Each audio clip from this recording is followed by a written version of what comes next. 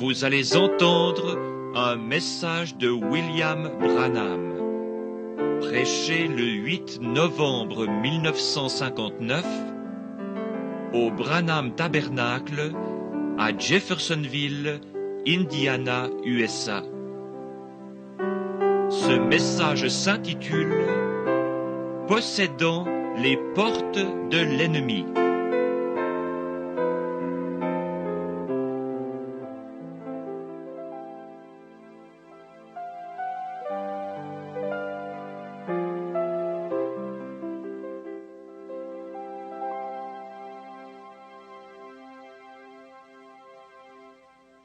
Bonjour à tous, je suis heureux d'être de retour au tabernacle ce matin pour prier pour les malades aujourd'hui. Habituellement, nous essayons de venir ici de temps à autre afin de prier pour les gens qui viennent de différents endroits dans ce but. Nous partirons bientôt pour les réunions de la Californie et de la côte ouest. Et assurément, nous sollicitons vos prières afin que le Dieu du ciel soit miséricordieux envers nous là-bas et qu'il nous donne de magnifiques réunions. Je ne suis rentré qu'hier, en fait, hier soir tard. La journée d'hier fut l'une des... les journées d'avant-hier et d'hier furent parmi les plus mémorables de ma vie. Je sais qu'il y a au moins 2 ou 3 personnes dans ce bâtiment qui ont été témoins de la venue du Seigneur hier et d'une grande et merveilleuse chose qui s'est produite.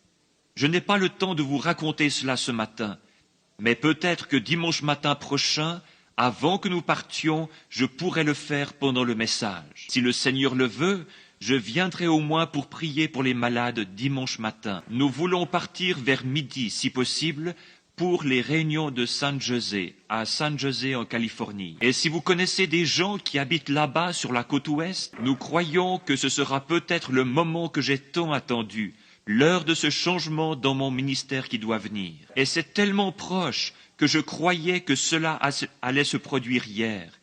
Et je crois que cela ne va pas tarder maintenant, et ce sera bien au-delà de tout ce que nous avons vu ou entendu jusqu'à présent. Maintenant, souvenez-vous, c'est ainsi dit le Seigneur, mes amis. Nous nous attendons donc à cela à tout moment, et nous devons tenir la réunion sur le champ de foire. Je crois que c'est juste, n'est-ce pas, Jean ? Au champ de foire à San José en Californie. Et il y aura des réunions pendant 10 jours, du 20 au 29, à San José. Souvenez-vous donc de nous dans la prière. Il nous reste maintenant, si nous sortons à l'heure, environ 1h30. Nous allons donc commencer notre réunion au cours de laquelle nous prierons pour les malades et apporterons la parole. Et j'ai choisi de parler ce matin d'un court passage de l'Écriture qu'on trouve à 2 endroits dans la Bible. Mais avant, inclinons nos têtes juste un moment pour prier. Ô Dieu plein de grâce, nous nous approchons humblement de ton trône de grâce ce matin, comme des enfants indignes, mais venant avec une foi pure en Dieu, qui nous a été donnée par le Saint-Esprit et par sa présence constante avec nous. Et avec cette promesse du Seigneur Jésus, que si nous venions humblement demander quelque chose en son nom, notre requête serait accordée. Par conséquent, nous ne voulons pas relever nos mérites, car nous n'en avons aucun. Mais nous voulons relever les mérites du calvaire, où notre grâce nous a été accordée gratuitement par le Fils de Dieu. Et nous pouvons difficilement retenir nos larmes et nos sanglots, en pensant combien nous sommes indignes, et comment, par sa grâce, là au calvaire, il a fait cela pour nous, afin de pouvoir nous rapprocher si près de Dieu, qu'un lien de parenté nous unisse à lui. Et maintenant, nous sommes pour lui des fils et des filles. Et nous venons ce matin, Seigneur, sous ce petit toit, pour nous consacrer, et pour le service, confessant nos péchés, et pour l'adoration divine. Nous espérons que tu seras avec nous et que tu nous donneras une vision spirituelle de ta venue imminente, afin que chaque jour nous préparions nos cœurs pour ce grand événement attendu depuis des milliers d'années. En vérité, toute la nature soupire et crie pour être affranchie, et nos esprits au-dedans de nous, Seigneur, confessent constamment que nous sommes pèlerins et étrangers, et que ceci n'est pas notre demeure, mais que nous cherchons une cité dont l'architecte et le constructeur est Dieu. Nous attendons ce grand moment. Seigneur, nous ne voulons pas oublier, tandis que nous sommes assemblés ici pour ces réunions, de prier pour tes enfants malades et affligés. Et nous te prions de traiter avec nous aujourd'hui d'une façon toute spéciale, en guérissant toutes les maladies et les maux qui se trouvent parmi nous. Et il se peut, Seigneur, que cette promesse dont je viens de parler, en rapport avec ma rencontre avec toi là, hier, juste après le lever du jour, tu l'as déjà maintes et maintes fois confirmée, et nous sentons que l'heure est très proche. Et puisse ce jour être le jour, Seigneur, où cela arrivera, où tu changeras le ministère, Seigneur, en quelque chose de plus bénéfique pour ton peuple. Et maintenant, divin Père, nous ne voulons pas seulement prier pour les gens qui sont ici, mais aussi pour ceux qui, partout dans le monde, sont dans le besoin, à la fois spirituellement et physiquement. Donne-leur, ô Seigneur, les désirs de leur cœur, parce que tes enfants ont des luttes en ces jours-ci. L'oppression de l'ennemi est si forte, mais toi, tu es plus fort, car il est écrit, celui qui est en vous est plus grand que celui qui est dans le monde. Et par ceci, nous triomphons. Parle-nous à travers ta parole écrite. Et lorsque nous partirons ce matin, puissions-nous dire comme ceux qui revinrent d'Emmaüs, nos cœurs ne brûlaient-ils pas au-dedans de nous lorsqu'ils nous parlaient en chemin? Nous le demandons au nom de Jésus qui a fait la promesse. Amen.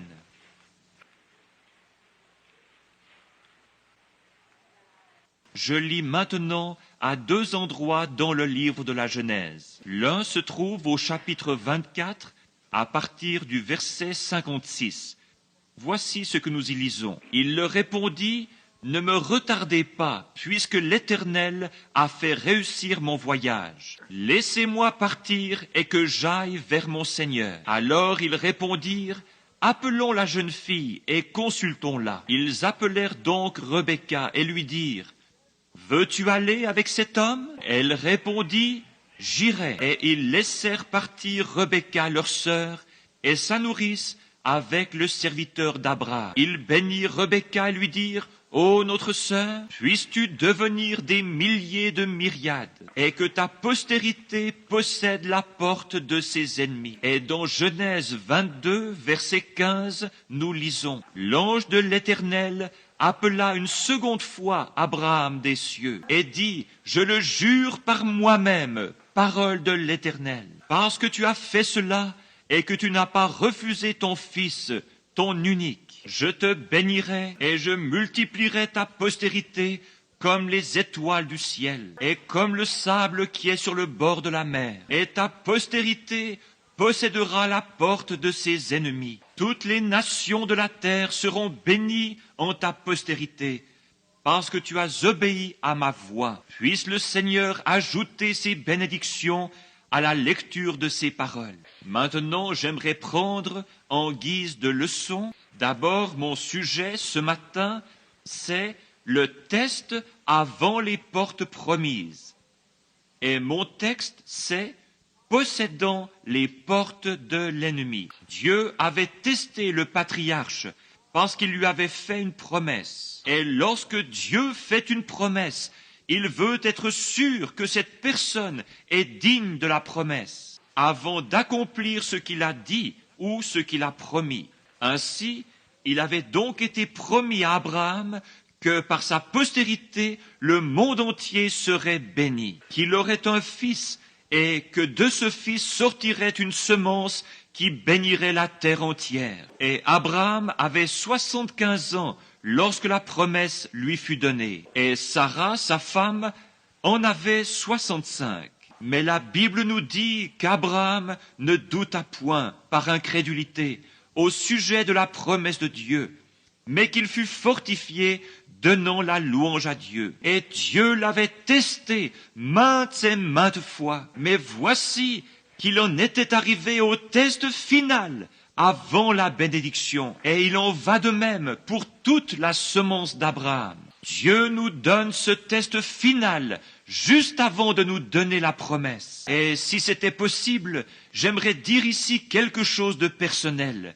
mais je ne le ferai pas. Ce test final pour voir comment vous allez réagir à cela. Lorsqu'il eut soumis Abraham à ce test, il le trouva tout aussi fidèle qu'au début. Quelle bénédiction ce serait ce matin si nous qui prenons sa promesse de guérison, nous pouvions y rester tout aussi fidèles que lorsque nous nous sommes tenus ici et l'avons accepté. Quoi que le médecin dise, que nous y restions tout aussi fidèles. Et lorsqu'il fit ceci, qu'il ne refusa pas son fils unique, mais qu'il était sur le point d'enfoncer le couteau dans la poitrine d'Isaac pour détruire son témoignage. Il avait témoigné partout, à tous ceux qu'il connaissait, qu'il allait avoir ce fils. Et lorsque ce fils arriva, il lui fut demandé de retourner à son point de départ, en détruisant son seul espoir de voir s'accomplir son témoignage. Et lorsque Dieu vit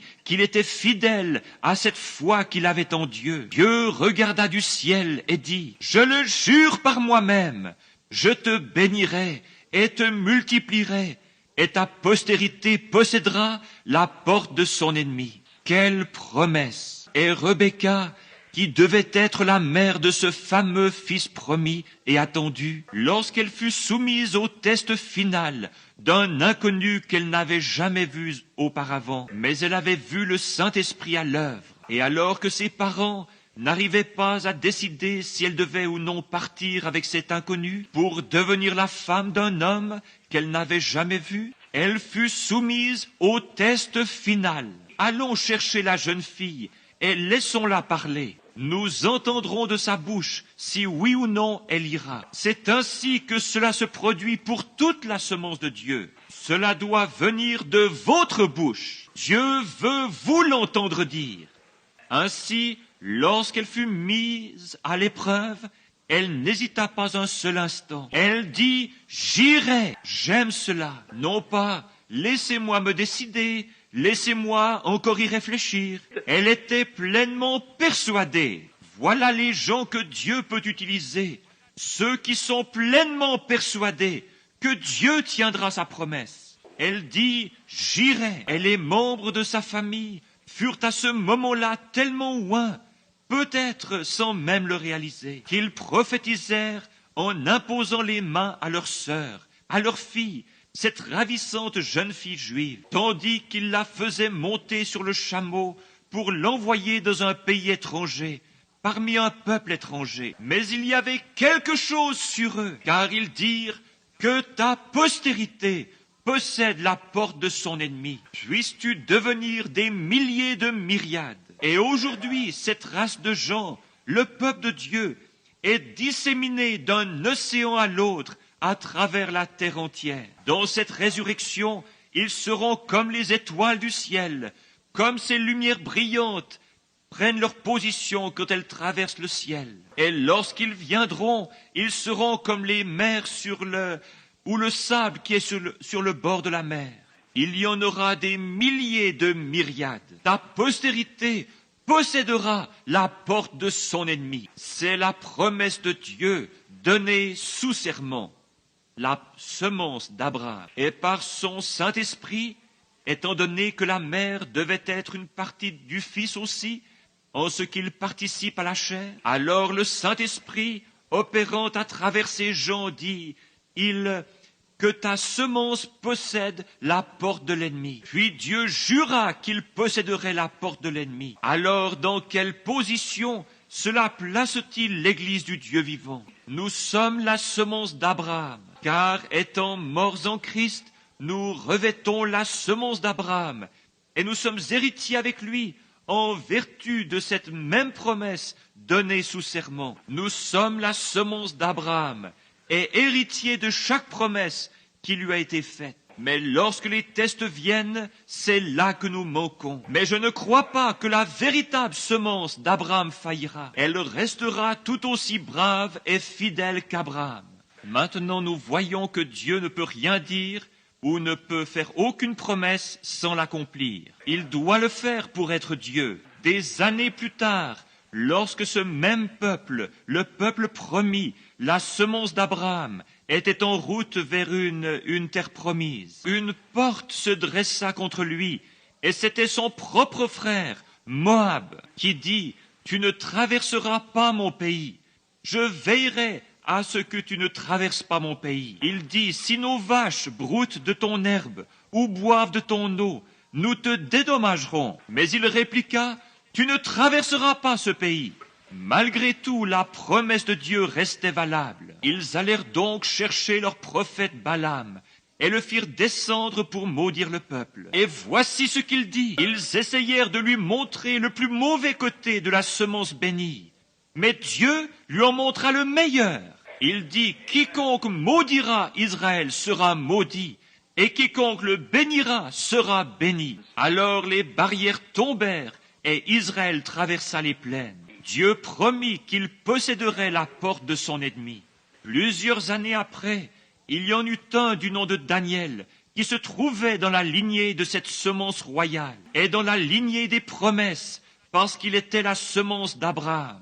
Et Dieu, avant la fondation du monde, l'avait choisi pour être son prophète. Ce fut un homme loyal et noble de caractère, qui même dans un pays étranger avait résolu « Je ne me souillerai pas avec eux ». Voilà la véritable semence d'Abraham. Il vivait dans un pays différent, il vivait au milieu de gens différents, mais malgré tout, il honora cette promesse. « Je ne me souillerai pas avec eux, je resterai fidèle ». Dieu le mit à l'épreuve, comme il l'avait fait pour son père Abraham.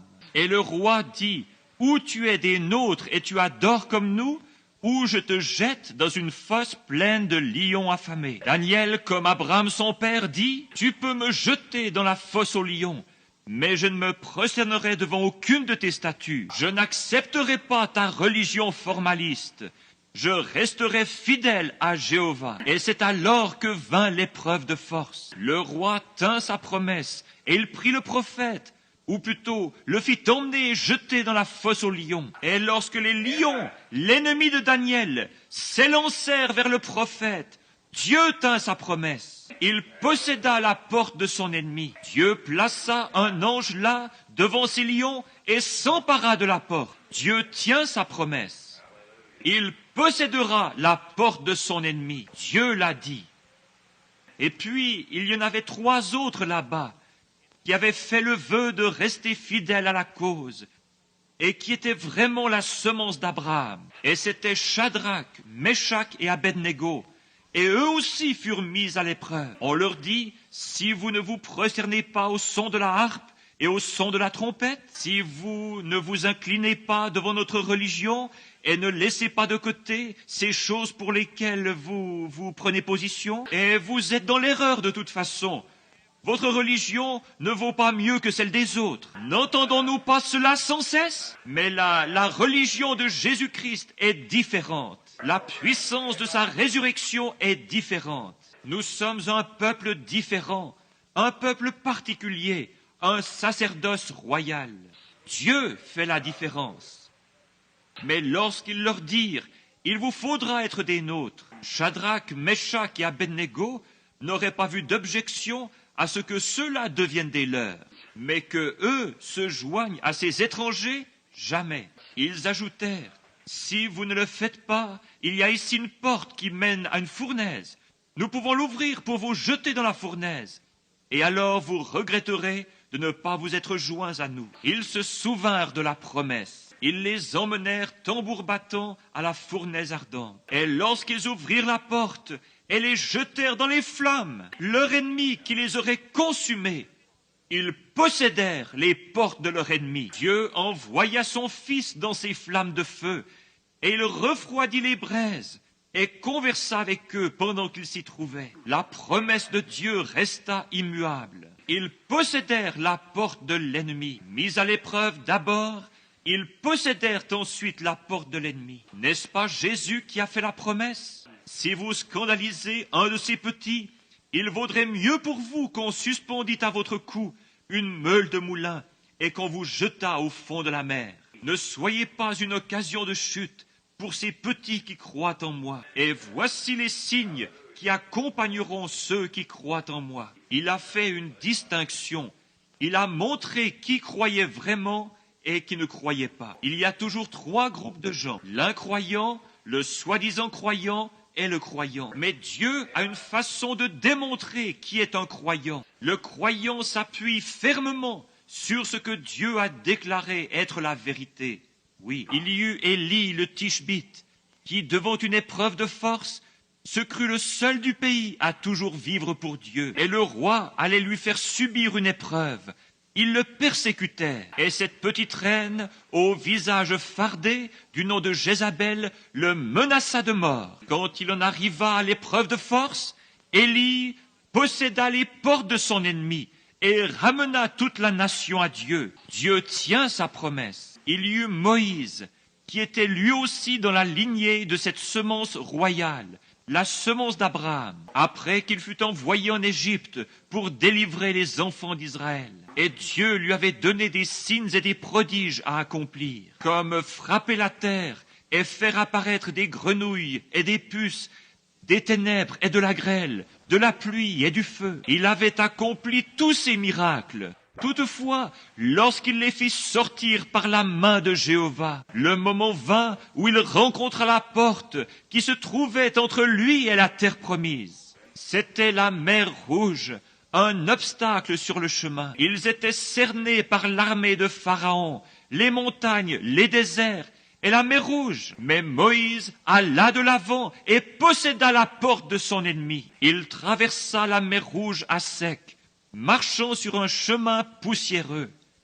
Tu posséderas la porte de l'ennemi. Dieu l'a dit et c'est réglé. Quelques années plus tard, quand vinrent les épreuves et que l'Église fut tout ébranlée, comme il est si facile pour une congrégation de gens de l'être, lorsque quelque chose ne semble simplement pas se passer comme ça devrait, c'est Dieu qui fait en sorte qu'il en soit ainsi. Dieu amène des tensions dans l'Église. Car chaque fils qui vient à Dieu doit être mis à l'épreuve, et éprouvé et testé. Il laisse la maladie vous frapper. Il laisse des maux venir sur vous pour vous tester et pour vous éprouver, afin de montrer au monde que vous êtes vraiment la semence d'Abraham. Il le permet par sa propre volonté. Il permet des désastres. Il permet que vos amis se retournent contre vous. Il permet toutes ces choses et lâche le diable après vous pour vous tenter. Et celui-ci fera tout sauf vous enlever la vie. Il pourrait vous jeter sur un lit d'affliction. Il pourrait faire que vos voisins se retournent contre vous, que l'Église se retourne contre vous. Il peut faire à peu près n'importe quoi. Et c'est la volonté de Dieu qu'il le fasse. Il nous est enseigné que cela est plus précieux que l'or pour nous. Qu'en est-il d'Abraham avec Isaac sur la montagne, celui à qui la promesse avait été faite? Et c'est par sa loyauté, sa connaissance et sa foi en Jéhovah. C'est à cause de cela, et rien que pour cela, que Dieu abaissa son regard et dit, « Sa semence possédera les portes. J'ai juré par moi-même que je ferai ces choses. » Il n'y en avait pas de plus grand par lequel il puisse jurer. Ainsi, il a juré par lui-même. Or, s'il laissa Abraham être testé jusqu'à ce point final, il doit vous tester et me tester jusqu'à ce moment final. Ce moment de décision où il n'y a plus rien autour de vous, que vous devez vous tenir là tout seul. Alléluia, c'est cela. Tenez-vous seul. Avancez-vous là et dites, même s'il me tue, je lui ferai confiance. Voilà la semence d'Abraham. Voilà celui qui fait la promesse. Peu importe ce que les autres disent et ce que les autres font. Moi et ma maison, nous servirons Dieu. Si tous les autres disent, ce qu'ils expérimentent n'a rien de sérieux, ce n'est que de l'exaltation. Moi et ma maison, nous servirons Dieu. Et j'aimerais dire ici, à l'instar de Paul, je sers le Dieu de nos pères, selon la voie qu'ils appellent une secte. Même si des mauvaises langues entrent dans l'Église, même si des gens tordent les choses, et même si toutes sortes de faux prophètes et toutes sortes de choses entrent dans l'Église parmi les gens et dans le voisinage et tout le reste. Mais moi et ma maison, nous servirons l'Éternel. Même si tous les gens cessent de venir, même si l'Église devient froide et indifférente, moi et ma maison, nous servirons l'Éternel. Même si quelqu'un a fait prier pour lui et n'a pas été guéri, cela n'a rien à voir. Moi et ma maison, nous servons l'Éternel. Les tests et les épreuves. Les hommes ne sont pas infaillibles, mais Dieu l'est. L'homme, si vous regardez à l'homme, il commettra une erreur. Peut-être pas volontairement, mais il le fera. Dieu permet qu'il le fasse, afin de pouvoir détacher votre foi de l'homme. Notre foi n'est pas dans la sagesse de l'homme, mais dans la puissance de la résurrection de Jésus-Christ. C'est là où la véritable semence d'Abraham fait reposer sa promesse, parce qu'ils ne peuvent être la semence d'Abraham que lorsqu'ils reçoivent le Saint-Esprit. Sans le Saint-Esprit, ils ne sont pas la semence d'Abraham. Et cette même foi qui était en Abraham entre dans le croyant. Peu importe ce qui arrive ou l'opposition, le croyant poursuit sa marche. Les espions revinrent en disant « Oh, c'est folie d'essayer, inutile d'aller plus loin, parce que ces gens-là sont de tels géants, et ils sont très bien gouvernés, et ils ont des lances. Et nous avons l'air de sauterelles à côté d'eux. Je ne sais pas, mais je suis porté à croire que Josué était juste un tout petit bonhomme, juste un petit bout d'homme. Je peux le voir sauter sur une espèce de caisse et dire « Homme frère !» à 2 millions de gens. Nous sommes plus que capables de les vaincre. Voyez-vous? Pourquoi? C'était là une semence d'Abraham. Dieu fit la promesse, c'était leur possession. Dieu fit la promesse. Quelle que fût l'opposition, la vraie semence d'Abraham disait « Nous pouvons nous en emparer parce que Dieu nous l'a donné. » Voilà votre position ce matin. Voilà la position de l'Église du Dieu vivant. Peu m'importe ce que les autres disent, ce que le médecin dit ou quoi que ce soit, ce que l'incroyant dit, nous sommes largement de taille à faire face à tout ce qui peut se présenter. Nous sommes la semence d'Abraham. Et nous posséderons la porte de notre ennemi. Quel que soit l'ennemi, Dieu a fait la promesse. C'était à eux, c'était leur possession. La guérison est votre possession. Le salut est votre possession. Le Saint-Esprit est votre possession. Et par milliers des prédicateurs et ainsi de suite dans le pays, aujourd'hui disent « ce n'est pas vrai ». Mais la semence d'Abraham sait que ça l'est. Ils passent à l'attaque et possèdent les portes de l'ennemi. Dieu a dit qu'il le ferait. Il le croit parce que c'est une promesse. Sa semence possédera la porte de l'ennemi. Seulement vous allez passer par des tests et des épreuves.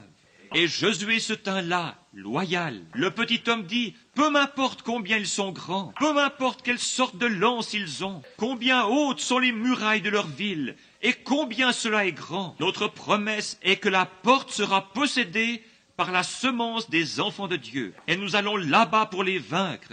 Nous sommes largement de taille à leur faire face. Oh, voilà la véritable semence. Beaucoup d'entre eux qui étaient issus de la semence naturelle dirent « Nous ne pouvons simplement pas le faire, inutile d'essayer. » Et puis, ils sont plus nombreux et bien supérieurs à nous et tout. Peu importe, ils regardaient à ce que l'œil voyait, alors que Josué regardait à ce que Dieu avait dit. La semence d'Abraham ne regarde à aucune chose naturelle. Il regarde à ce que le Seigneur a dit. C'est la promesse. Que se serait-il passé si Abraham avait regardé au naturel, à une femme âgée de 100 ans, de 90 ans plutôt, lui qui en avait 100, et il avait vécu avec elle depuis qu'elle était jeune fille, et lui jeune homme. Et il n'avait pas de postérité. Il ne regarda pas à ces choses. Il dit qu'il considérait ces choses comme si elles n'étaient pas, car il regardait seulement à ce que Dieu avait dit. Je te bénirai, Abraham, et je te donnerai une postérité par Sarah. Et il le crut. Nous ne regardons pas à l'opposition, nous regardons à ce que Dieu a dit. Dieu l'a dit, c'est réglé. Ainsi, lorsqu'ils arrivèrent au Jourdain, après que Josué eût été nommé commandant en chef de l'armée, lorsqu'ils arrivèrent là, tout au bord de l'eau, ils purent regarder de l'autre côté et voir Jéricho. Mais entre les deux, tandis que Josué avait son armée toute prête, il y avait une porte. Et cette porte s'appelait le Jourdain. Mais la promesse de Dieu est valable pour toutes les portes. Quelle que soit la porte, la promesse de Dieu est valable. Il possédera les portes de son ennemi. Cela règle la question. Lorsqu'il arriva au Jourdain ce matin-là, il se peut, je suis porté à croire que le diable avait fait en sorte que le ciel soit chargé de nuages orageux, qu'il y avait beaucoup d'eau boueuse, qui descende, et que les champs soient ravagés par l'inondation. Oh, quel temps d'épreuve! Mais Josué dit, préparez-vous, vous allez voir la gloire de Dieu. Et ils se sanctifièrent et se préparèrent. Ils se sont préparés alors que tout semblait aller à l'encontre. Mais il s'agissait là de la semence d'Abraham, à laquelle Dieu avait juré, je lui donnerai la porte. Il vint au Jourdain, c'était sa porte, et il la posséda. Un de ces matins, je devrais moi aussi arriver à cette dernière porte. Vous devrez arriver au Jourdain, mais la semence d'Abraham possédera la porte. Quelle qu'elle soit, vous posséderez la porte de tous les ennemis. Tous ces hommes étaient de grands hommes. Ils moururent dans l'exercice de leurs fonctions. Mais finalement, un jour, à Bethléem en Judée, naquit la semence royale, dont toutes les autres n'étaient que des ombres. La semence royale naquit, non pas d'un homme, mais il naquit par une vierge, avec dans ses veines la puissance de vaincre la mort et l'enfer. Dieu fit une promesse. Un simple homme n'aurait pas pu le faire. Mais si Dieu fait une promesse, il est encore le même Dieu qu'il était il y a quelques instants avec Abraham. Jéhovah Jireh, le Seigneur pourvoira du moyen de s'emparer de la porte. Comment allons-nous le faire? Josué mourut, Moïse mourut, et les autres moururent. Mais Dieu dit, il possédera la porte de son ennemi. Comment va-t-il posséder la mort? Il a une façon de faire les choses. Il possédera la porte de son ennemi. La semence royale naquit. Il fut tenté en toutes choses comme nous. Tout comme vous devez être tentés, il en fut de même pour lui. Lorsqu'il reçut le Saint-Esprit, le diable l'emmena rapidement au désert pour y être tenté, pendant 40 jours et 40 nuits. Et lorsqu'il en sortit, et à sa mort, ils enfoncèrent des clous dans ses mains et lui crachèrent au visage. Il passa à travers chaque maladie, mais lorsqu'il était ici sur terre, il prouva qu'il pouvait vaincre la maladie. Lorsque la belle-mère de Pierre était au lit, atteinte de paralysie, il toucha sa main et la fièvre la quitta. Lorsque le lépreux cria à la porte, « Impur, impur, si tu le veux, tu peux me guérir. » Il dit, « Je le veux, sois guéri. » Il triompha et prit la porte de la lèpre. Il s'empara de la porte des fièvres. Il fit que toute la nature lui obéisse. Il était la semence d'Abraham, la semence royale. C'est à lui que la promesse avait été faite.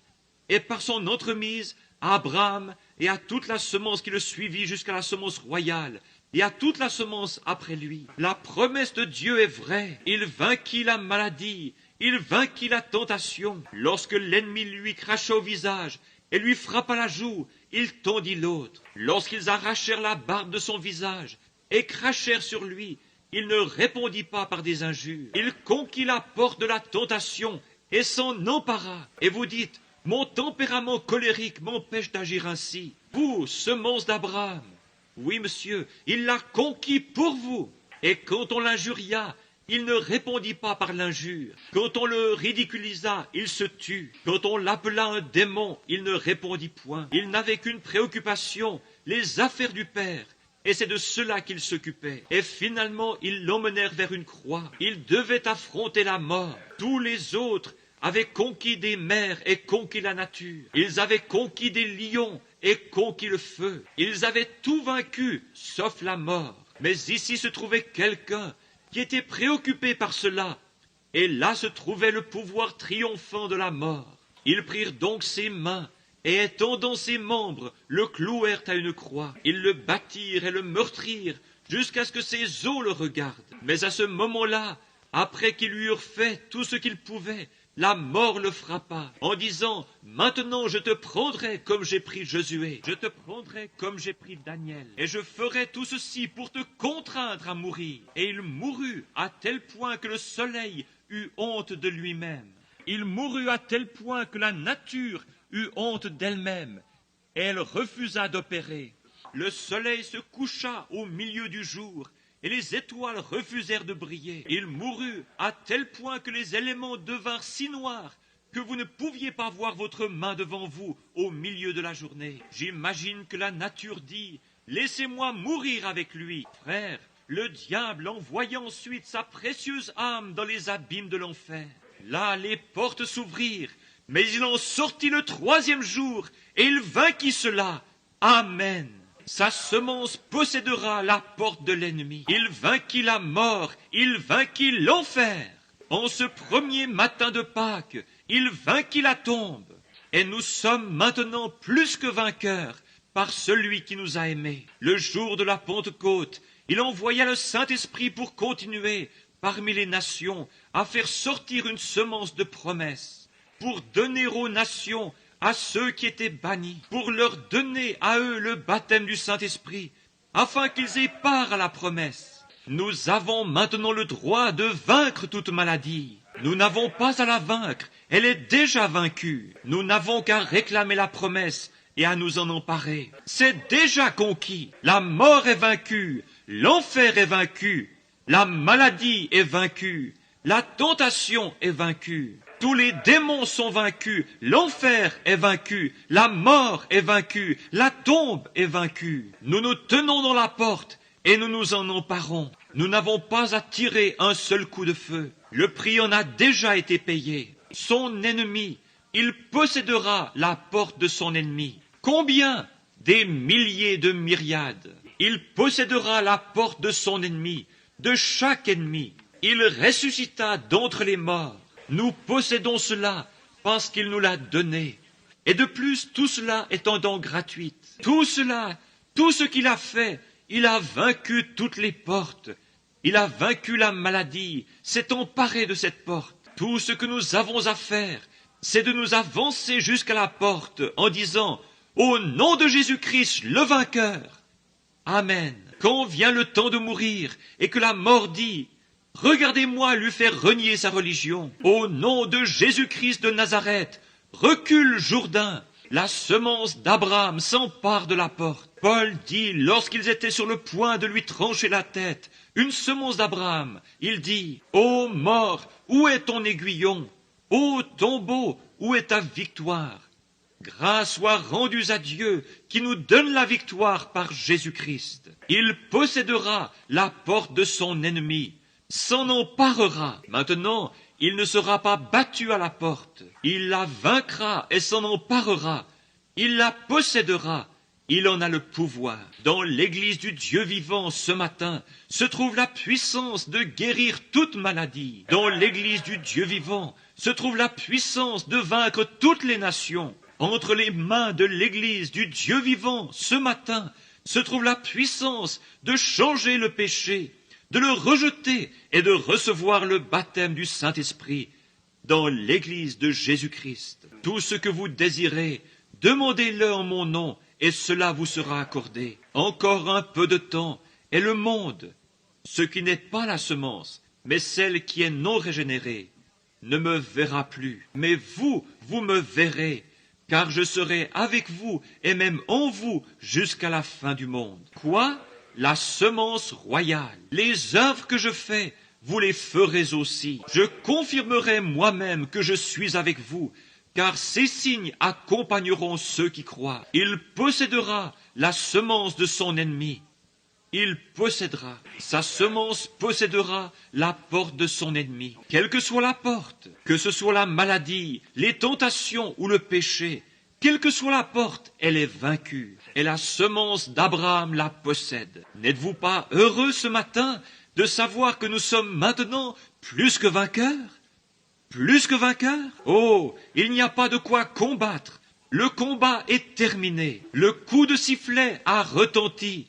Le drapeau a été hissé. Et au milieu de chaque amoncellement de péché, au milieu de chaque chambre de malade, il y a la vieille croix rugueuse, plantée par le sang de Jésus-Christ, un vainqueur. La seule chose que nous faisons, c'est de croire, de regarder et vivre. Je serai avec vous, je le prouverai. Les gens viennent dans les derniers jours et disent, « Oh, eh bien, cette chose était, mais je serai avec vous. Et les choses mêmes que j'ai faites ici sur terre, je serai en vous faisant les mêmes choses. Alors ils sauront, ils me verront. Mon peuple me verra. La semence d'Abraham me verra. Ils me connaîtront, ils me reconnaîtront. Les autres m'appelleront Belzébul, tout comme ils l'ont fait. Mais vous me connaîtrez, car je serai avec vous. Vous me verrez, vous verrez de vos yeux, vous me verrez, car je serai avec vous jusqu'à la fin du monde. Les choses mêmes que je fais, celui qui croit en moi, les œuvres que je fais, il les fera aussi. La même sorte d'œuvres. Et aujourd'hui, l'Église du Dieu vivant a le privilège d'être là et de voir Jésus-Christ, le Fils du Dieu vivant, ressuscité et vainqueur, ici présent, vivant dans son Église, en train de faire à nouveau les mêmes choses qu'il a faites. Alors nous possédons la porte de chaque ennemi. Si vous avez un ennemi ce matin, eh bien, mon frère, il n'y a pas, si vous êtes une semence d'Abraham, après avoir entendu ceci, il n'y a pas assez de démons en enfer pour maintenir cette porte devant vous. Elle s'ouvrira, peu m'importe ce que c'est. Avancez-vous là en tant que semence promise et dites, je réclame ceci pour moi, ceci m'appartient, parce que Dieu a juré qu'il ressusciterait Jésus et qu'à travers Jésus je vaincrai cela. Et je viens au nom de ce vainqueur, Jésus-Christ. Recule, car je passe. Amen. Il possédera la porte de l'ennemi. Alors tenez-vous là, les épaules bien droites, et votre bouclier astiqué, couvert du sang du Seigneur Jésus. L'ennemi reconnaîtra cela. Si vous avez besoin de quelque chose, parlez-lui maintenant, alors que nous prions. Et vous qui êtes ici ce matin, tandis que vos têtes sont inclinées, si vous avez un besoin, voulez-vous simplement lever la main vers Jésus et le lui exprimer dans votre cœur. Dans votre cœur, dites, Seigneur, tu connais mon besoin. Maintenant, j'ai entendu dire ce matin, et c'est la Bible, il possédera la porte de l'ennemi. Je viens pour posséder la porte. Peut-être que j'ai un tempérament colérique. Peut-être que j'ai besoin du Saint-Esprit, que le péché m'a complètement lié. J'ai un besoin, mais je viens à la porte maintenant. Je vais m'en emparer ce matin, m'emparer de ma porte. Ainsi, écarte-toi, car je passe. Seigneur béni, tu as vu toutes ces mains, et tu sais que ceci est ta parole, Seigneur. Je n'ai fait que la citer, montrant comment tout au long des Écritures, les personnages de la Bible vainquirent des royaumes, exercèrent la justice, éteignirent le feu, l'ardeur du feu, échappèrent aux tranchants de l'épée, fermèrent la gueule des lions. Et oh, comment leurs femmes âgées recouvrèrent leurs morts par la résurrection, et plusieurs choses encore, parce que tu l'as promis, c'est ta promesse, ta semence, Abraham, possédera la porte de l'ennemi, et tu tiens ta promesse. Maintenant, donne-leur, Seigneur, le désir de leur cœur. Puissent-ils partir d'ici changés, puissent-ils repartir en sachant qu'ils sont vainqueurs, parce que la semence royale a vaincu pour eux. Lorsque le roi vint, né d'une vierge, il vainquit tous les ennemis, même la mort. Ainsi la mort même ne peut pas effrayer la semence d'Abraham. Nous avons la promesse que nous hériterons la terre et que nous reviendrons d'une façon plus glorieuse, dans un corps glorifié, quand le dernier ennemi aura été mis sous les pieds du dernier enfant de Dieu qui restera et qui entrera dans le royaume. Si de ceux qui ont levé les mains levées, certains sont des pécheurs, Seigneur, sauve-les. Ceux qui sont en train de rétrograder, fais-leur savoir qu'ils n'ont pas besoin de demeurer rétrogrades, qu'ils peuvent posséder cette porte de rétrogradation. Cette personne qui a soit un tempérament colérique, une langue qui tient des propos vulgaires et grossiers, ou bien un cœur qui convoite, ou est avide d'argent, ou de choses impures. Fais-lui savoir qu'elle peut posséder cette porte.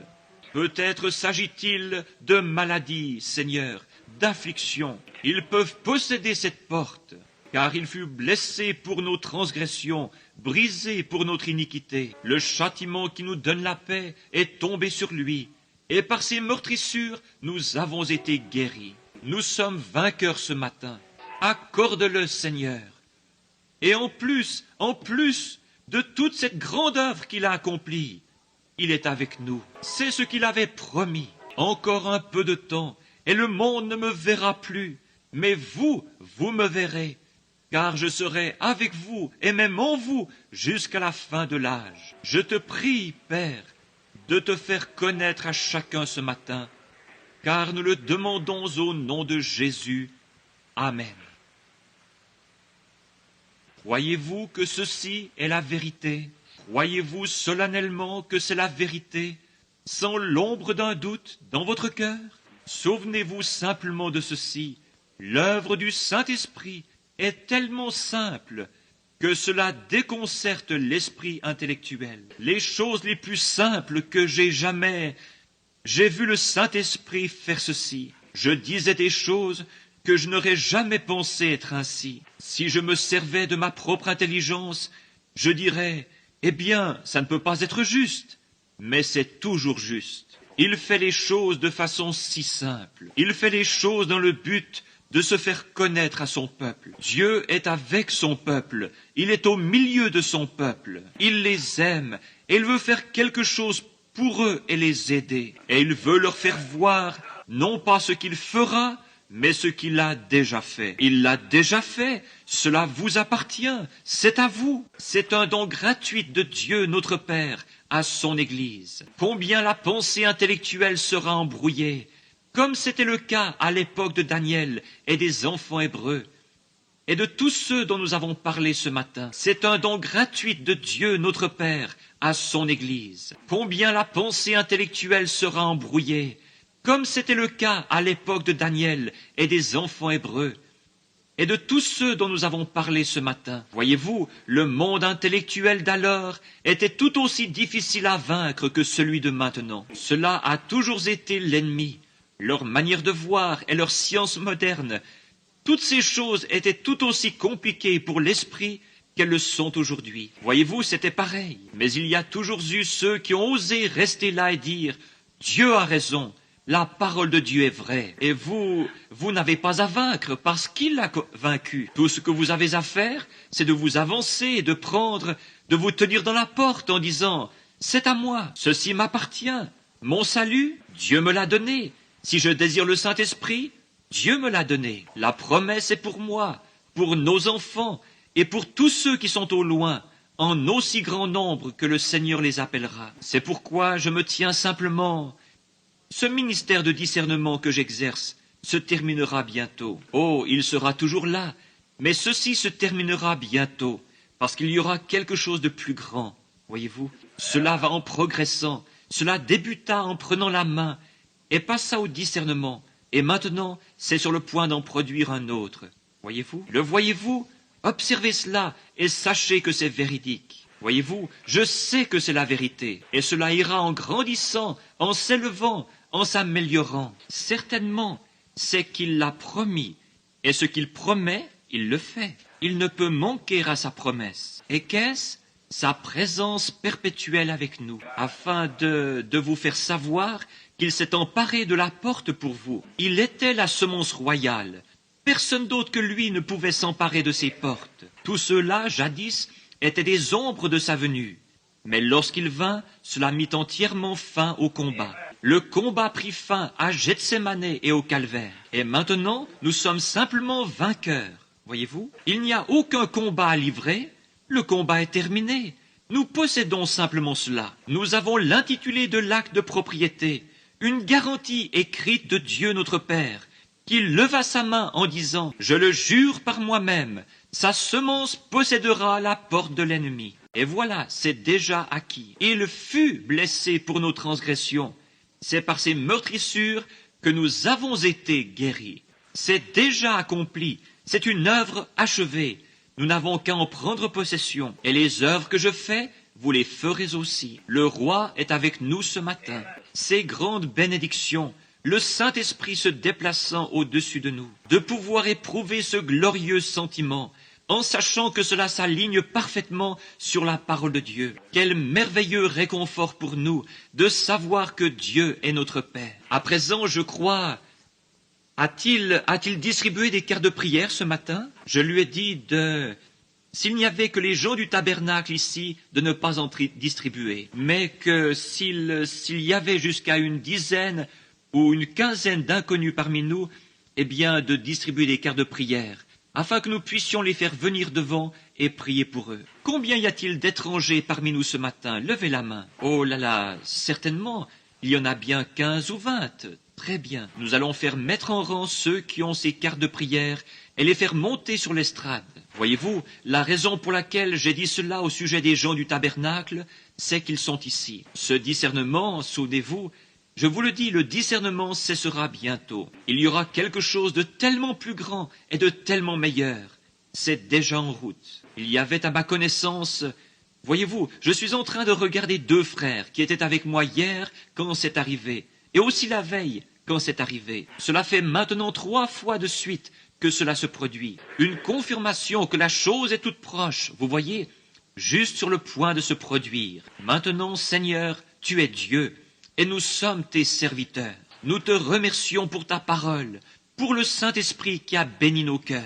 Et maintenant, nous sommes heureux d'être assis ici et de savoir que nous sommes vainqueurs. Nous possédons déjà toutes les portes de l'ennemi. Cela nous a été accordé et nous avons le passe-partout dans notre main. Le nom de Jésus-Christ ouvrira toutes les portes de l'ennemi. Prenez cette clé, la clé du nom de Jésus, et ouvrez chaque porte que l'ennemi a placée devant vous pour vous empêcher d'accéder aux promesses. Et, ô Dieu, ce matin, nous venons au nom de Jésus avec cette clé afin d'ouvrir les portes pour les malades et les affligés. Car il est écrit dans sa parole, « En mon nom, ils chasseront les démons, ils parleront de nouvelles langues, et s'ils saisissent des serpents ou boivent quelque breuvage mortel, cela ne leur fera point de mal. Ils imposeront les mains aux malades, et ils seront guéris. » Nous savons que ces choses sont vraies. Et accorde ce matin, Seigneur, que les gens puissent reconnaître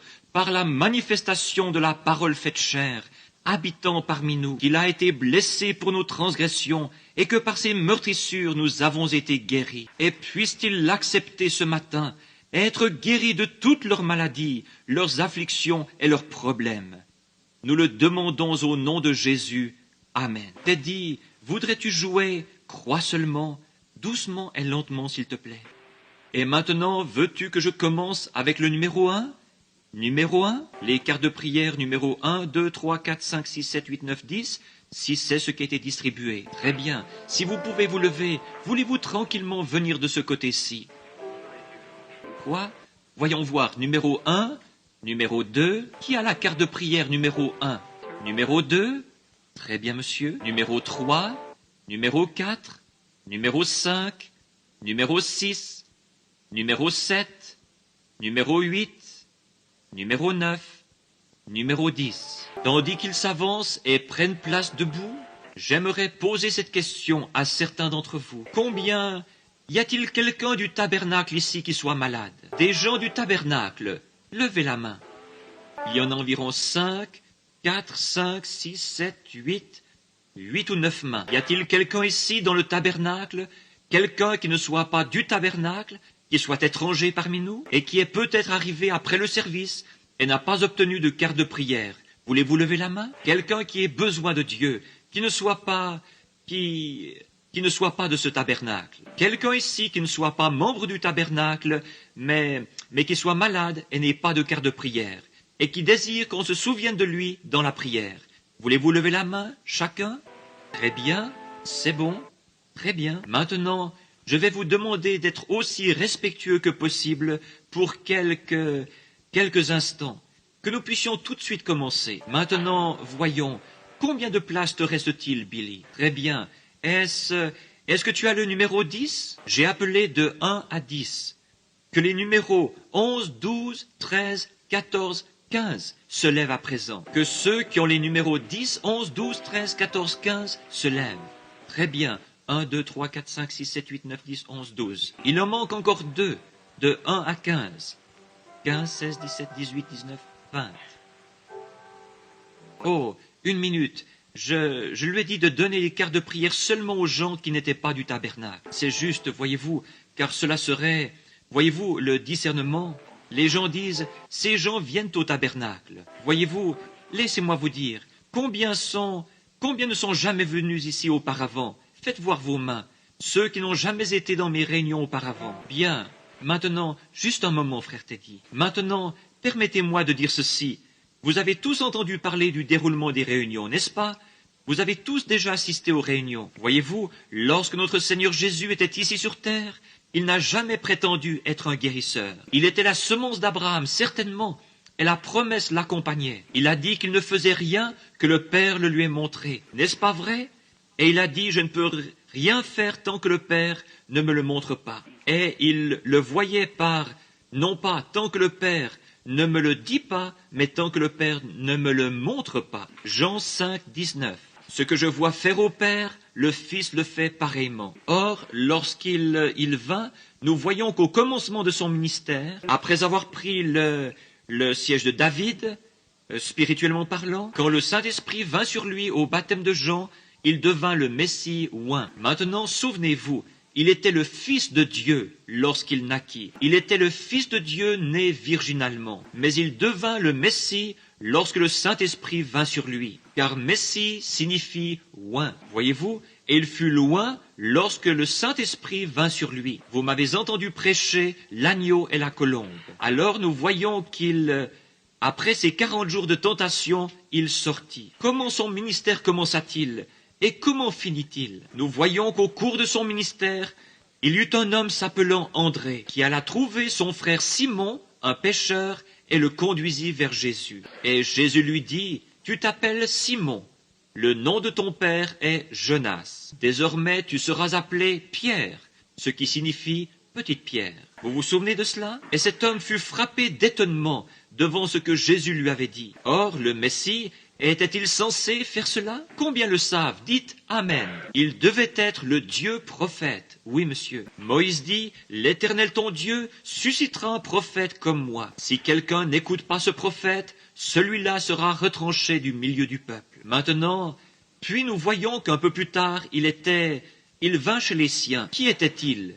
Les Juifs de la lignée naturelle. Et ainsi les siens ne l'ont point reçu. Donc il dut alors, maintenant cela doit aller chez les nations. Vous voyez, car les siens ne l'ont pas reçu. Mais à tous ceux qui l'ont reçu, il a donné le pouvoir de devenir enfants de Dieu. Il s'est donc tourné vers les nations, et cela depuis 2000 ans. Mais remarquez bien les choses qu'il a faites. Puis Philippe, après avoir vu cela se produire, alla trouver Nathanaël, et lui dit qui il avait trouvé et ce qu'il avait fait, et cela l'étonna beaucoup. Il pouvait difficilement le croire, mais quand il entra dans la présence du Seigneur Jésus, quand il le trouva et entra dans sa présence, Jésus dit, « Voici un Israélite dans lequel il n'y a point de fraude. » Maintenant, si vous vous étiez tenu là, pensez-vous que vous auriez été assez spirituel pour comprendre de qui il s'agissait là? Pensez-vous que vous l'auriez fait? Maintenant, observez.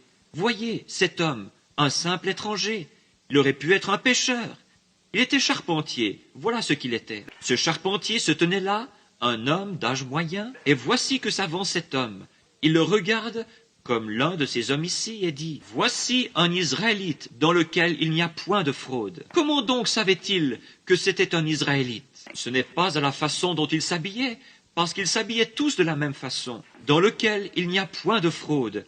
Comment savait-il que c'était un homme loyal? Aussi cela étonna cet homme. Étant un vrai croyant, il dit, « Rabbi, ou frère, prédicateur, docteur, quand m'as-tu déjà vu ?» Voyez-vous, il l'interroge. Il répondit, « Avant que Philippe t'appelât, quand tu étais sous l'arbre, je t'ai vu. » Il dit, « Tu es le Fils de Dieu, tu es le roi d'Israël. » Jésus dit, « Parce que je t'ai dit ceci, maintenant tu crois.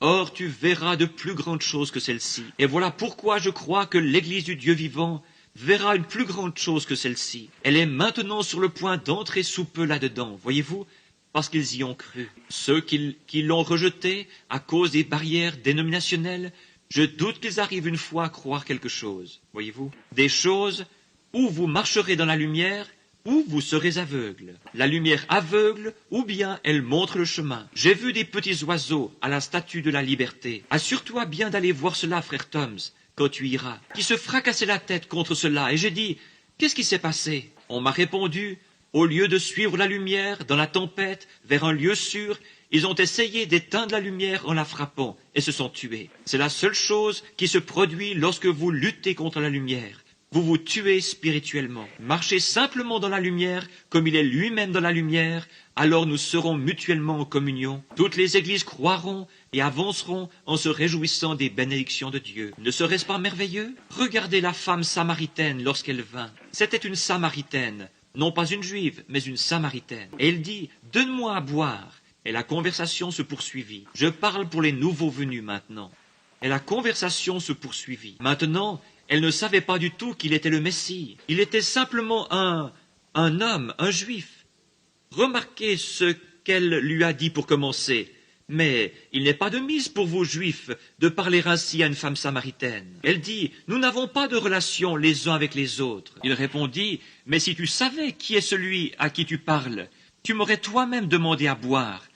Et je t'aurais apporté, donné de l'eau qu'on ne vient pas puiser ici. Mais, dit-elle, une petite minute. Nous adorons sur cette montagne, et vous, juifs, vous adorez à Jérusalem. Jésus dit, mais l'heure vient où vous n'adorerez ni à Jérusalem, ni sur cette montagne, mais dans l'esprit, car Dieu est un esprit, et il faut que ceux qui l'adorent en esprit et en vérité. Voyez-vous? Eh bien, il continua et poursuivit la conversation jusqu'à ce qu'il découvre son problème. Vous savez quel était son problème? Y a-t-il quelqu'un ici qui sait ce qui n'allait pas avec la femme au puits? Elle avait trop de maris, n'est-ce pas? Ainsi, il lui dit, va chercher ton mari et viens ici. Elle dit, je n'ai pas de mari. Il dit, c'est juste, tu en as 5, et celui avec qui tu vis en ce moment n'est pas ton mari. Elle répondit, Seigneur, maintenant observez-la. Seigneur, je vois que tu es un prophète. Si vous consultez la note de renvoi, vous verrez que dans l'original c'est Seigneur, je vois que tu es ce prophète. Vous souvenez-vous que la Bible dit constamment ce prophète, es-tu ce prophète?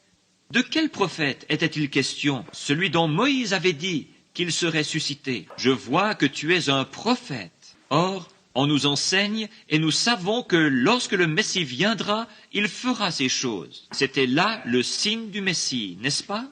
De savoir ce qu'était son problème.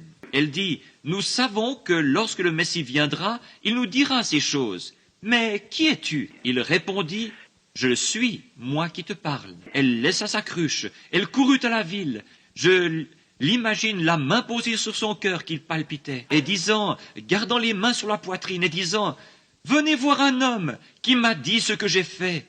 Ne serait-ce point le Messie? Ne serait-ce pas celui-là même dont la Bible a annoncé la venue? C'est un juif assis là-bas, un homme comme les autres. Il a l'air d'un charpentier, mais il m'a dit que j'avais 5 maris.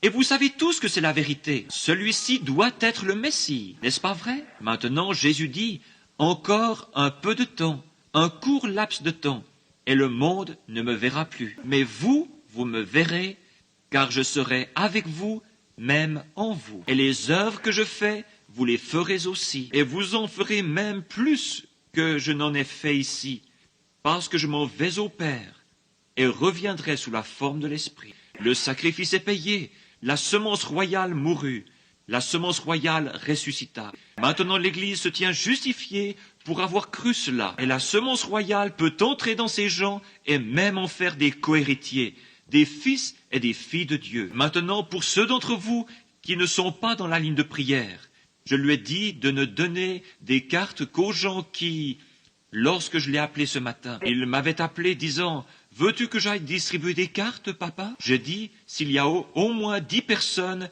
qui ne sont pas du tabernacle. » Maintenant, parfois, au tabernacle, je leur fais remettre des cartes de prière. Vous revenez alors en disant « Eh bien, ils les connaissaient, ils étaient du tabernacle, ils connaissaient leur état, certainement. » Et puis, je fais l'inverse, je dis que seulement ceux qui ne sont pas du tabernacle viennent. Bien, vous qui n'êtes pas du tabernacle, c'est vous qui viendrez dans la ligne de prière. « Oh, nous ne les connaissons pas, disent les gens du tabernacle. Nous ne savons pas ce qu'est leur problème.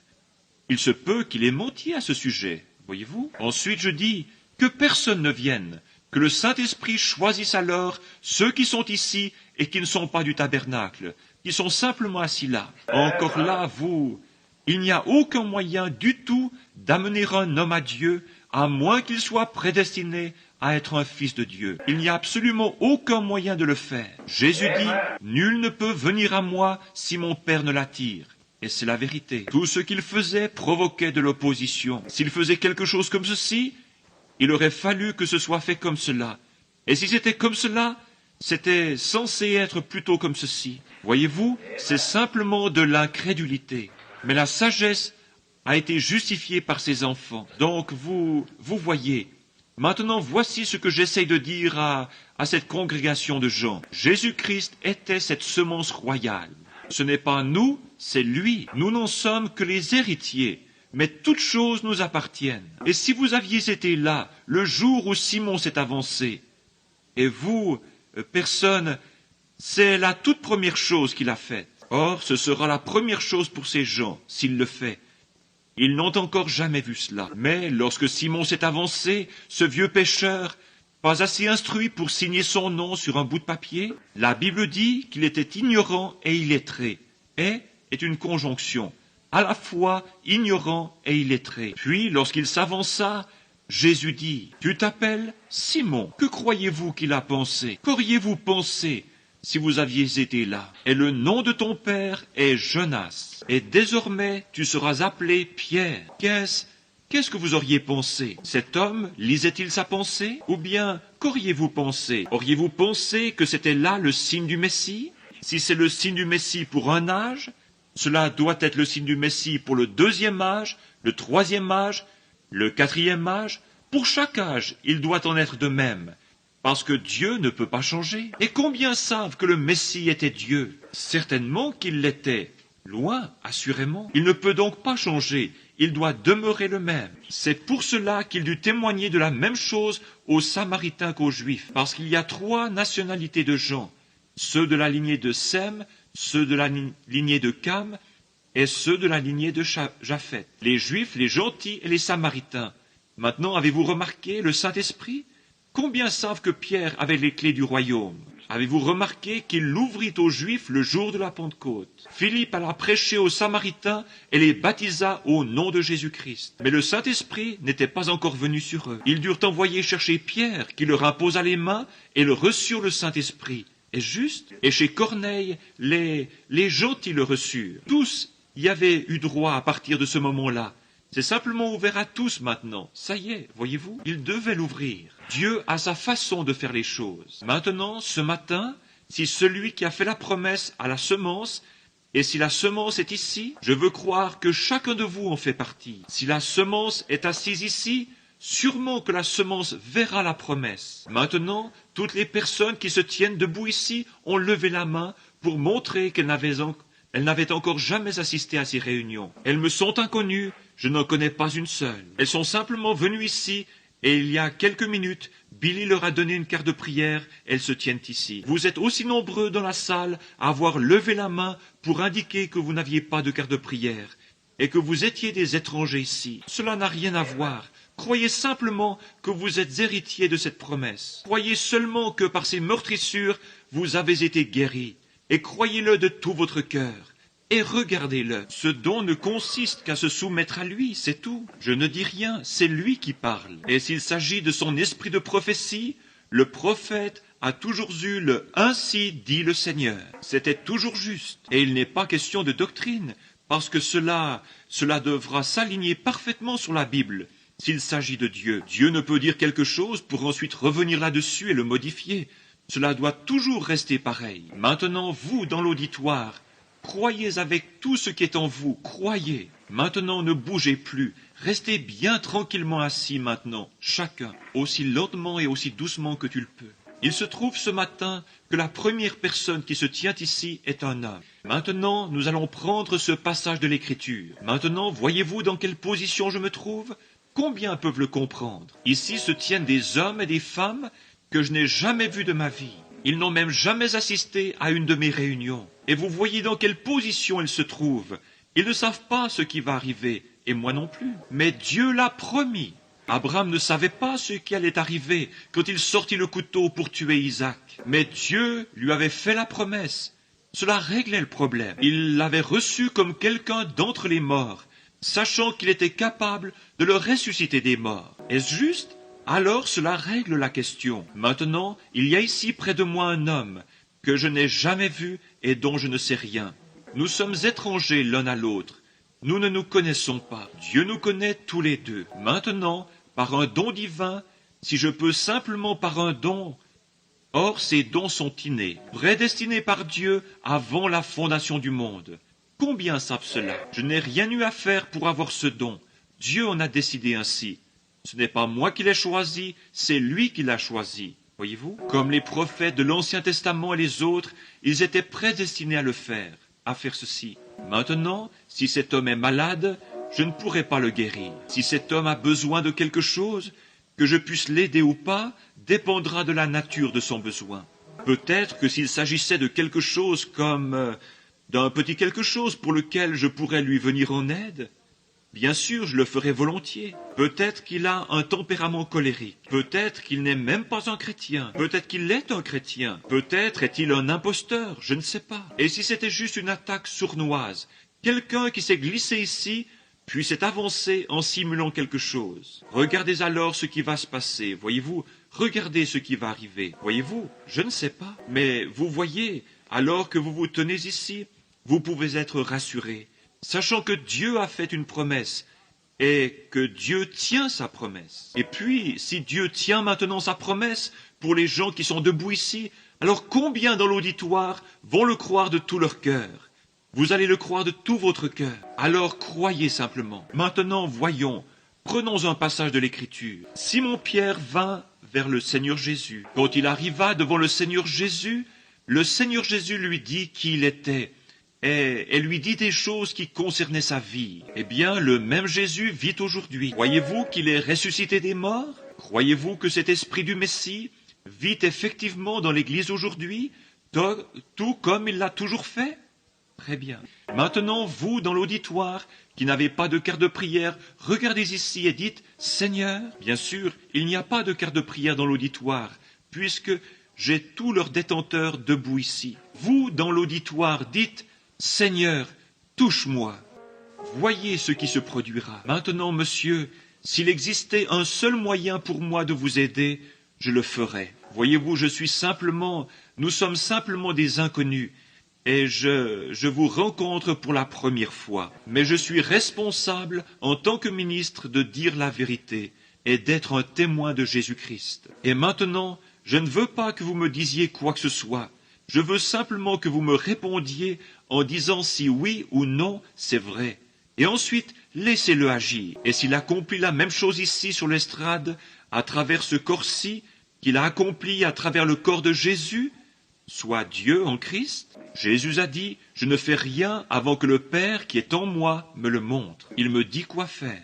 Ce n'était donc pas Jésus qui parlait à la femme, c'était le Père en lui qui parlait à la femme. Ce n'était pas Jésus qui connaissait qui était Simon-Pierre, c'était le Père qui demeurait en lui qui connaissait Simon-Pierre. C'est cela, vous voyez, c'est cela. Je peux tout de suite vous dire que vous êtes un chrétien. Oui, monsieur, parce que vous avez un esprit accueillant qui vibre chaleureusement. Il est un croyant, il est chrétien. Et vous souffrez de nervosité, ce qui vous cause des ennuis gastriques. Est-ce exact? Voyez-vous, eh bien, c'était... Comment pouvais-je savoir cela? De quelle façon aurais-je bien pu savoir cela? Nous ne nous sommes jamais vus auparavant. C'est vrai, n'est-ce pas? Peut-être qu'il vous dira autre chose vous concernant. Je vais vous dire, voici quelque chose. Je vois une femme près de vous.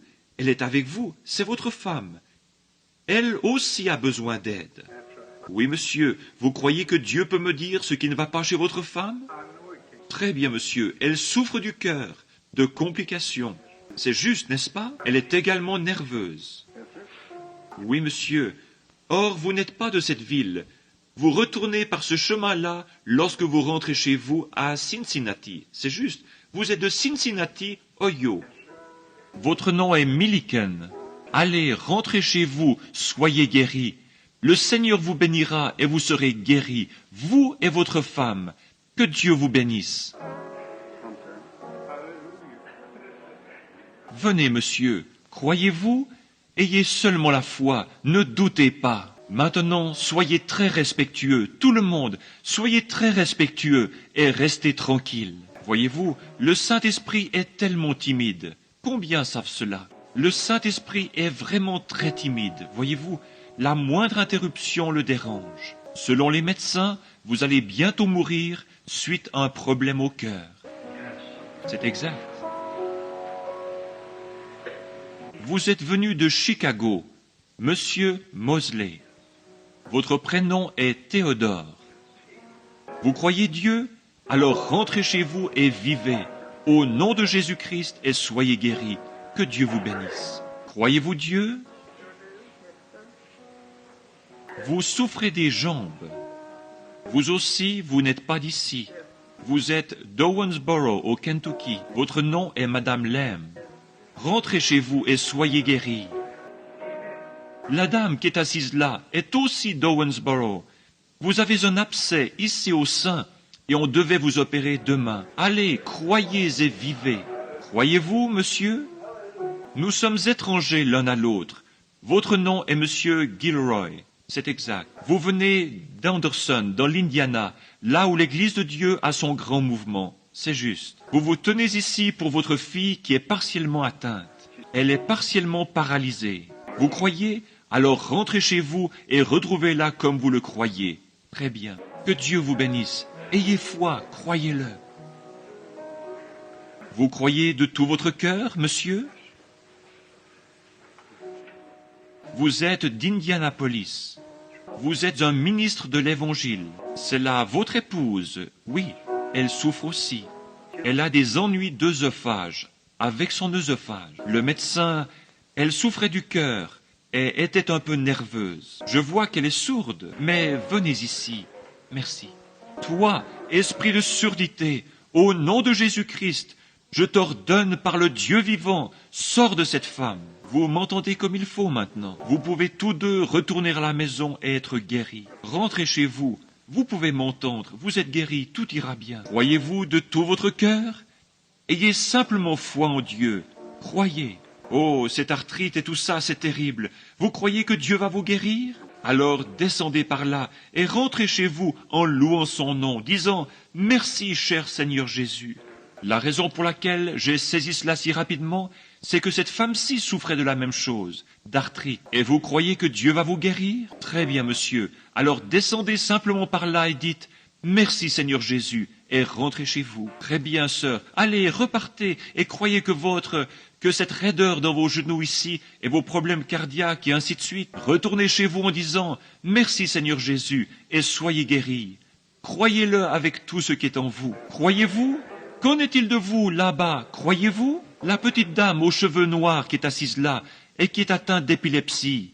Croyez-vous que Dieu va vous guérir? L'acceptez-vous? Très bien, si vous l'acceptez, il le fera. Il y a un prédicateur assis ici. Vous désirez une marche plus rapprochée avec Dieu, n'est-ce pas, monsieur? Vous croyez que Dieu le fera pour vous? Levez la main et dites « Je l'accepte ». Bon, cette dame assise là, qui vient de baisser la main, a un problème spirituel auquel elle est en train de penser. C'est exact. Voici une dame ici qui se demande si elle va avoir son bébé. C'est exact. Vous avez déjà assisté à une de mes réunions et je vous ai promis par Dieu un bébé, n'est-ce pas? Très bien. Alors rentrez chez vous et ayez-le. Ne vous inquiétez plus à ce sujet. Croyez-vous de tout votre cœur, vous tous? Chacun de vous croit? La semence d'Abraham possédera la porte de l'ennemi. Êtes-vous la semence d'Abraham par Jésus-Christ? Levez vos mains si vous l'êtes. Alors posez vos mains sur votre voisin, l'un sur l'autre. Posez vos mains les uns sur les autres. Possédez la porte maintenant. Elle est à vous, elle vous appartient. La prière de la foi sauvera les malades. Dieu les relèvera. Très bien, priez à votre manière. Priez de la façon dont vous le faites dans votre église. Priez pour les gens qui sont avec vous. Posez tout simplement vos mains les uns sur les autres et priez. Seigneur Jésus, nous venons dans ce glorieux et tout-puissant nom de la semence royale, de la semence d'Abraham, qui lui fut promis sur cette montagne où tu avais pourvu d'un agneau, et tu plaças cet agneau dans cet endroit désert. C'est quelque chose de mystérieux, exactement comme tu l'as fait avec ces écureuils hier. Je te prie, ô Seigneur Dieu, d'envoyer de la puissance, de la foi, et de laisser chaque semence Je sais qu'ils le feront, parce que tu as dit la semence d'Abraham. Et s'il y en a ici qui ont prétendu être la semence, et qui ne sont pas la semence, pardonne-leur d'avoir eu cette intention ou d'avoir prétendu cela, et puisse le Saint-Esprit, en ce moment même, embraser leur âme d'une foi vivante. Que le Saint-Esprit descende dans chaque cœur et guérisse tout le monde ici. Ils ont leurs mains les uns sur les autres. La semence royale a dit: ces signes accompagneront ceux qui auront cru. S'ils imposent les mains aux malades, ils seront guéris. Et celui qui a fait la promesse est ici présent, prouvant lui-même qu'il est ici. Voilà la semence. Ils ont leurs mains posées les uns sur les autres. Ces signes accompagneront ceux qui auront cru. Puisse le Saint-Esprit couler à flot à travers chacune des mains et pénétrer le cœur des gens, leur corps, et guérir tous ceux qui sont en cette divine présence. Accorde-le, Seigneur. Je réprime le diable, je réprime toute incrédulité, je réprime tout esprit infâme, je réprime tout imposteur, je réprime tout ce qui est contraire à la parole de Dieu, et que le Saint-Esprit prenne sa place dans le cœur des gens à l'instant, par la foi. Que toute maladie et toute affection, toute affliction quitte les gens au nom de Jésus-Christ. Amen. Maintenant, semence d'Abraham, vous êtes la lignée royale, vous êtes la promesse. Par la grâce, elle est de Dieu. Combien d'entre vous peuvent lever la main et dire: j'ai reçu ce que j'ai demandé? Merci, c'est cela, c'est le but de la promesse. C'est pour cela que la promesse a été donnée, afin que vous soyez héritiers de toutes choses, par Jésus-Christ qui vous a sauvés. Il vous a sauvés du péché. Il vous a sauvés de la maladie. Il vous a sauvés de la mort. Il vous a sauvés de l'enfer. Il vous a sauvés de la tombe. Vous me direz: frère Branham, il nous faut tous descendre dans la tombe. Mais la tombe ne peut nous retenir. Il y est allé aussi, mais elle n'a pas pu le retenir. Bien sûr qu'elle ne peut pas le retenir. Mais, frère Branham, je suis tellement tenté. Il l'a été aussi. Mais il vous a sauvés de la tentation. Ne nous induis pas en tentation, mais délivre-nous du mal. Voyez-vous, il l'a fait. C'est à vous. Tout vous appartient par Jésus-Christ. Il vous donne tout gratuitement. Il n'y a rien à payer, ni rien d'autre à faire. Cela vous appartient en ce moment même. Simplement, n'en êtes-vous pas content? N'êtes-vous pas heureux à cause de lui? Grâce soit rendue à Dieu. Maintenant, il y aura réunion ce soir, juste ce soir à 7h30. Je vais laisser le pasteur vous en parler. Bien.